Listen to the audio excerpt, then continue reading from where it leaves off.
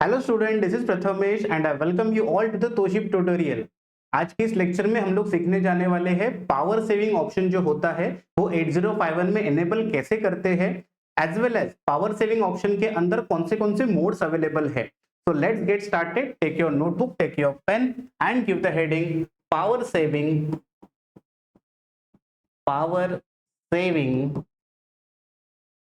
इन 8051।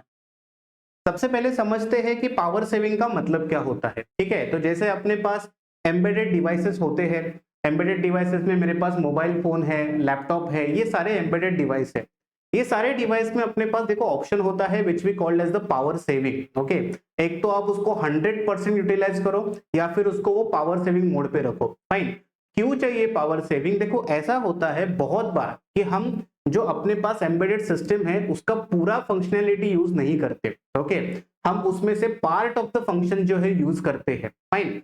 अगर मैंने power saving use नहीं किया है तो ऐसा हो सकता है कि आपके सिस्टम के अंदर जितने स्मॉल स्मॉल कंपोनेंट्स है सारे फंक्शनिंग कर रहे हैं, सारे वर्क कर रहे हैं। ओके, तो इससे क्या होगा? इससे इतना ही होगा कि आप जो बैटरी यूज कर रहे हैं, ओके, आप जो भी बैटरी यूज कर रहे हैं उसमें क्या होगा, उसका maximum drain. Okay, maximum drain मतलब बहुत जल्दी वो खत्म हो जाएगा और मुझे उसको ज्यादा चार्जिंग करने की जरूरत पड़ेगी। ठीक है, तो every time remember embedded systems के अंदर या फिर आपका 8051 जो माइक्रो कंट्रोलर है ये आपको पावर सेविंग का ऑप्शन देता है। ओके, ये ऑप्शन आप अपने हिसाब से इनेबल या डिसेबल कर सकते हो, चाहिए तो रखो, चाहिए तो मत रखो। ठीक है, तो सबसे इंपॉर्टेंट पावर सेविंग। तो पावर सेविंग अगर मुझे करना है, पावर सेविंग अगर मुझे करना है तो मुझे बात करना है इसके ऊपर। ओके, देखो ये है आपके क्लॉक पल्सेस। ठीक है, ये आपके क्या हो गए? Clock pulses. मैंने पहले भी बहुत बार बोला है। ओके, आपके पास जो क्रिस्टल पिंस है XTAL2 एंड XTAL1। ओके, ये जो दो क्रिस्टल पिंस है, इन दो क्रिस्टल पिंस के बीच में आपके पास एक क्रिस्टल ऑसिलेटर कनेक्टेड है। ओके, क्या कनेक्टेड है? क्रिस्टल ऑसिलेटर वेरियस फ्रीक्वेंसी का हो सकता है, डिपेंड करता है आप 8051 का कौन सा वर्जन यूज करते हो। फाइन। ये जो क्रिस्टल ऑसिलेटर है इसका काम बनता है क्लॉक पल्सेस प्रोड्यूस करना, कंटिन्यूअसली क्लॉक पल्सेस। तो ये हार्ट हो गया ना। ओके, देखो हमारे पास भी ऐसा एक बनता है हार्ट, जिसका काम क्या होता है? कंटिन्यूअसली पंपिंग करना। वैसे ही है ये। ओके, ये कंटिन्यूअसली क्या करेगा? क्लॉक पल्सेस प्रोड्यूस करेगा। ठीक है, अब ये जो क्लॉक पल्सेस प्रोड्यूस किए जाते हैं ये क्लॉक पल्सेस आपके सीपीयू को दिए जाते हैं। ओके, सेंट्रल प्रोसेसिंग यूनिट को दिए जाते हैं एंड सीपीयू की तरफ से आगे वो फिर पेरिफेरल को, सीरियल कम्युनिकेशन, इंटरप्ट, टाइमर, ये सारे सेक्शंस को प्रोसीड किए जाते हैं। फाइन। तो जब भी मुझे पावर सेविंग करना है मुझे कंट्रोल करना है इन क्लॉक साइकिल्स को। अगर मैंने इनको कंट्रोल कर दिया तो डेफिनेटली मैं क्या करूंगा? पावर सेविंग करूंगा। ठीक है, एक चीज जो बोल रहा हूं उसको प्लीज नोट करके रखना और हमेशा याद रखना। फाइन। 8051 के जितने भी फीचर्स है, ओके, हमने इसके जितने भी फीचर्स के बारे में पढ़ा है, हमने बोला इसके पास टाइमर सेक्शन है, इसके पास काउंटर सेक्शन है, पावर सेविंग है, सीरियल कम्युनिकेशन है। ओके, कोई भी 8051 का फीचर अगर आपको यूज करना है तो आपको सबसे पहले इसके एसएफआरस को समझना पड़ेगा। ओके, इसके एसएफआरस को समझना पड़ेगा, जिसको हम लोग बोलते हैं स्पेशल फंक्शन रजिस्टर। ओके, इसको हम लोग बोलते हैं स्पेशल फंक्शन रजिस्टर। ओके, हर एक चीज को एक स्पेशल एसएफआर दिया गया है। ओके, अगर मुझे टाइमर के साथ काम करना है तो मेरे पास कोई एसएफआर होंगे, अगर मुझे सीरियल कम्युनिकेशन पे काम करना है तो उसके एसएफआर अलग होंगे, अगर मुझे पावर सेविंग करना है तो उसका एसएफआर कोई और होगा। हर एक का अपना अपना फॉर्मेट है और जो एग्जाम में बहुत बार अलग से पूछा जाता है। ओके, तो 8051 जब भी पढ़ते हैं तो टारगेट रखना है कि हमको सारे एसएफआर, जितने भी 8051 के एसएफआर है वो बहुत अच्छी तरीके से आने चाहिए और उसको हम लोग एग्जाम में ड्रॉ भी कर सकते हैं, इतना अंडरस्टैंडिंग होना चाहिए। ओके, तो यहाँ पे इंट्रोड्यूस कर रहा हूं मैं पावर सेविंग ऑफ 8051। 8051 में पावर सेविंग करना है तो सबसे इंपॉर्टेंट जो एसएफआर है इसका नाम आता है पीकॉन। ओके, इस एसएफआर का नाम क्या है? पीकॉन। पीकॉन का एग्जैक्टली कुछ फुल फॉर्म नहीं है। ओके, ये बस हम लोग यूज कर रहे हैं पावर सेविंग करने के लिए। तो पीकॉन जो होता है इसका एक फॉर्मेट होगा। ओके, फॉर्मेट देखो कुछ ऐसा है, मैंने यहाँ पे इसका फॉर्मेट ड्रॉ करके रखा है। 8 बिट का फॉर्मेट। इसके आगे आप बहुत सारे ऐसे फॉर्मेट्स पढ़ने वाले हो, ओके, टाइमर के लिए, सीरियल कम्युनिकेशन के लिए। इनफैक्ट ऐसा हो सकता है कोई एक जो एसएफआर है ये डुअल फंक्शनैलिटी के लिए यूज हो रहा है, मतलब पावर सेविंग भी कर रहा है, कोई और भी फंक्शन के लिए यूज हो रहा है, ठीक है। तो यहाँ पे जरा ठीक से देखेंगे, 8 बिट का एक ब्लैंक फॉर्मेट ड्रॉ करेंगे, ओके, 8 बिट का क्या करेंगे, ब्लैंक फॉर्मेट ड्रॉ करेंगे। एंड उसमें भी देखो जो लास्ट है पिन नंबर 7, इसका नाम है एस मॉड, ये यूज होता है सीरियल कम्युनिकेशन के लिए, ओके। तो आपको अगर पावर सेविंग के ऊपर क्वेश्चन पूछा है, आपको एस मोड को एक्सप्लेन नहीं करना है, उसको बस साइड में रखेंगे, लेकिन नाम लिखना इंपॉर्टेंट है क्योंकि 8 बिट का फॉर्मेट ड्रॉ करने वाले हो, ओके। अगेन उसके बाद के जो 3 बिट्स है, क्लियरली डोंट केयर है, इसके अंदर कुछ भी नहीं है, ओके, अच्छी बात है, फाइन। देन देखो आपके पास GF1 एंड GF0, इसको बोला गया है general purpose flag bits, okay. General purpose flag का काम क्या होता है, ये एक पर्टिकुलर कंडीशन को एनेबल या डिसेबल हुआ है कि नहीं ये आपको बताते हैं, ठीक है। अगेन पावर सेविंग यूज कर रहे हैं तो इसको फिलहाल के लिए इग्नोर करेंगे, ओके। जब फ्लैग फॉर्मेट पढ़ेंगे तब इसके बारे में बात करेंगे, okay. Now what we have last 2 bits, okay. देखो लास्ट 2 बिट्स जो है ये तुमको हेल्प करेंगे पावर सेविंग के लिए। तो 8051 में मेरे पास ये जो लास्ट बिट है which is called as idle, और ये जो फर्स्ट बिट यहाँ पे दिख रहा है which is called as PD मतलब पावर डाउन। ये 2 मोड्स है जिसको मैं यूज कर सकता हूं, ओके। तो यहाँ पे आपको इंपॉर्टेंट क्या है, आपको ये एड्रेस इंपॉर्टेंट है, ओके। देखो फॉर एग्जांपल मुझे पावर डाउन मोड को एनेबल करना है, ओके। तो मैं क्या करूंगा, इस बिट में 1 लिखूंगा, बाकी सारी जगह पे मैं 0 लिख दूंगा, तो एक नया कुछ तो वर्ड बनेगा ना। देखो 1 2 3 4, तो मैं 4 0 लिखूंगा एंड 1 2 0 0, इसको एनेबल करने के लिए ये 1 किया, आइडल वाला 0, ओके। तो ये क्या हो गया 0 and 2, so this is called as 02H।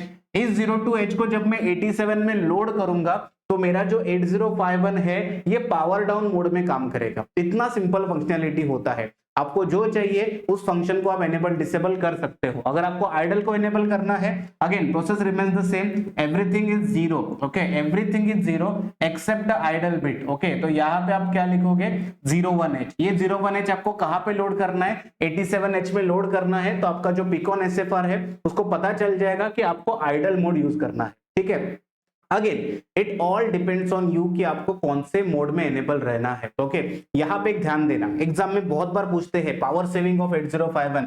चलो आपने पिकॉन SFR ड्रॉ कर दिया, पिकॉन SFR ड्रॉ करने के बाद आपने आइडल एंड पावर डाउन इसके ऊपर भी बात किया कि एक आइडल मोड होता है, एक पावर डाउन मोड होता है। इसके बाद का क्वेश्चन आता है कि what happens exactly inside that, okay. मतलब अगर पावर डाउन मोड है तो उसमें क्या होगा, अगर आइडल मोड है तो उसमें क्या होगा, ओके। तो सबसे पहले जैसे मैंने इंट्रोडक्शन किया था, हम बात करते हैं ये क्लॉक साइकिल के ऊपर, इसी के ऊपर वापस बात करेंगे, ओके।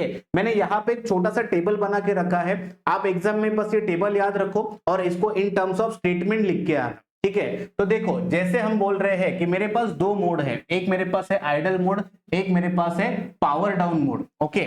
तो सबसे पहले बात करते हैं आइडल मोड की, ओके, क्योंकि आइडल मोड और पावर डाउन में फर्क है। सबसे पहले अंडरस्टैंड करते हैं आइडल मोड।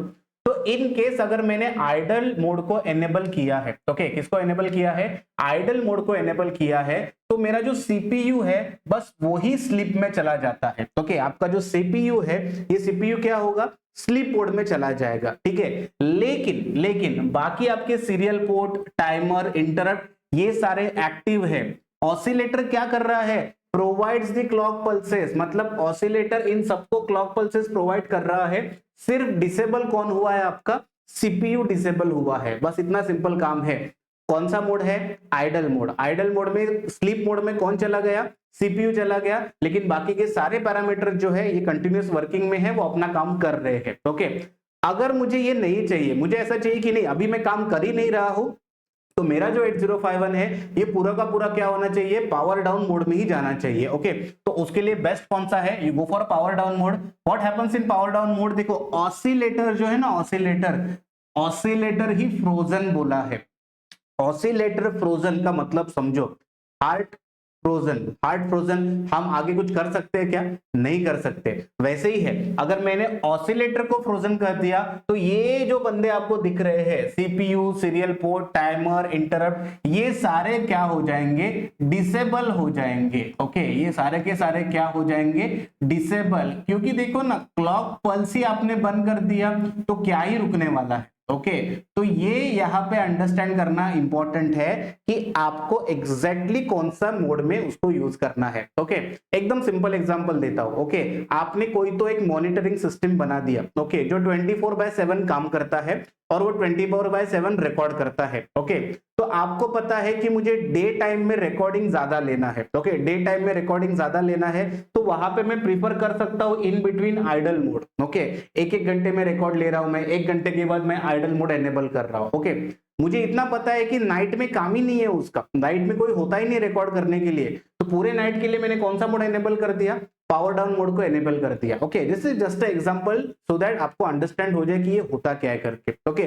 तो एग्जाम में आपको ये जब क्वेश्चन आता है कि explain the power saving of 8051, आपको बात करना है पीकॉन एसएफआर के ऊपर, ये फॉर्मेट पहले ड्रॉ करना है, आपको बात करना है कि पावर मैनेजमेंट बिट्स कौन से हैं, कौन से बिट को सेट करने के बाद आइडल मोड एनेबल होगा, कौन से बिट को सेट करने के बाद पावर डाउन मोड एनेबल होगा। ओके यहाँ पे हमने एग्जांपल दिया है, दोनों को इंडिविजुअली सेट कैसे कर सकते हैं, दोनों साथ में सेट होंगे क्या, पॉसिबल नहीं है। ओके देन आगे बढ़ेंगे, आगे आपको एक्सप्लेन करना है कि हर एक मोड में होता क्या है। तो आइडल मोड है तो कौन एनेबल होगा कौन डिसेबल होगा, same with the power down mode, अगर वो है तो कौन एनेबल है कौन डिसेबल है। Okay so this is how power saving can be achieved with the help in your 8051 microcontroller with the help of the idle and power down mode। Okay I hope आपको समझ में आया power saving होता कैसे है।